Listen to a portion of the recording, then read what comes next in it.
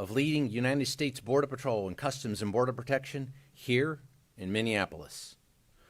Some of those brave men and women of Border Patrol and Department of Homeland Security law enforcement join me here today to show support for all federal law enforcement who have been under constant attack in Minneapolis for weeks now. This morning was no different. At 9:05 a.m. Central Standard Time, as DHS law enforcement officers were conducting a targeted operation in Minneapolis against an illegal alien, Jose Huerta Chuma. You can see this illegal alien on the screen to my left and right. That is Jose Huerta Chuma, whose criminal history includes domestic assault to intentionally inflict bodily harm, disorderly conduct, and driving without a valid license. During this operation, an individual approached U.S. Border Patrol agents with a 9mm semi-automatic handgun. The agents attempted to disarm the individual, but he violently resisted. Fearing for his life and the lives and safety of fellow officers, a Border Patrol agent fired defensive shots. Medics on the scene immediately delivered medical aid to the subject, but the subject was pronounced dead at the scene. The suspect also had 2 loaded magazines and no accessible ID. This looks like a situation where an individual wanted to do maximum damage and massacre law enforcement.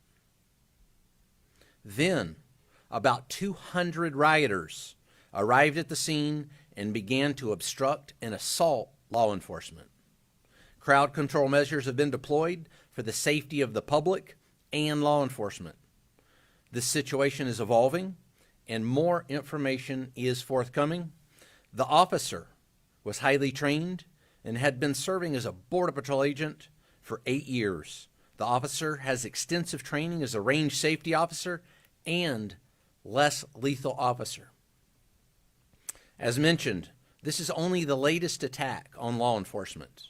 Across the country, the men and women of DHS have been attacked, shot at, doxxed, had their family members threatened. And, as we have seen, more than 100 vehicle rammings over the past year against federal law enforcement. We will not allow violence against our law enforcement officers, and we need state and local help, state and local law enforcement, to help us coordinate to get violent criminals off the street. Mayor Fry and Chief O'Hare just a few minutes ago did the opposite of that by omitting the fact that the suspect had a gun and magazines full of ammunition. In what looks like a situation, again, where an individual wanted to do maximum damage and massacre law enforcement. I want to reiterate what President Donald Trump, Secretary Kristi Noem, myself, Director Marcos Charles, and so many others have said time and again. If you obstruct a law enforcement officer or assault a law enforcement officer, you are in violation of the law and will be arrested. Our law enforcement officers take an oath to protect the public. We go to work every day to protect our friends, our neighbors, and our fellow citizens. The fact of the matter is that the law does not enforce itself. It takes men and women who are willing to risk their lives to enforce it.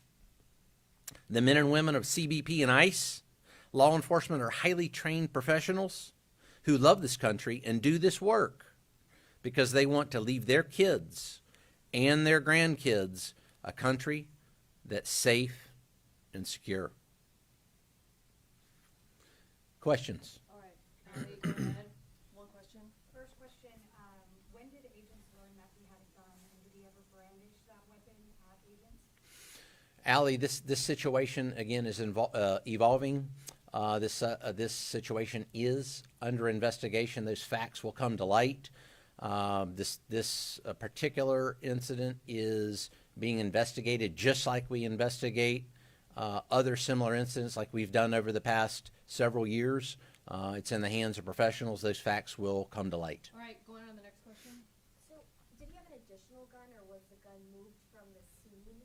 And I watched the video from start to finish of that woman who was wearing the red jacket, and it doesn't seem like he pulled the weapon at any point. So, does the account come from the agents?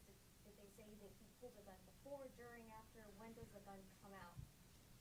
Again, this situation's evolving. This is under investigation. Those facts will come to light, but let's take a look at the gun. You can see the gun here on the screen there that individual possessed. It appears to be a semi-automatic, high-capacity type, possibly a Sig Sauer 9mm. All right, no more questions. Sorry, no more questions, sir. Wait, Come on. Commander, Where exactly was the gun? this contradicts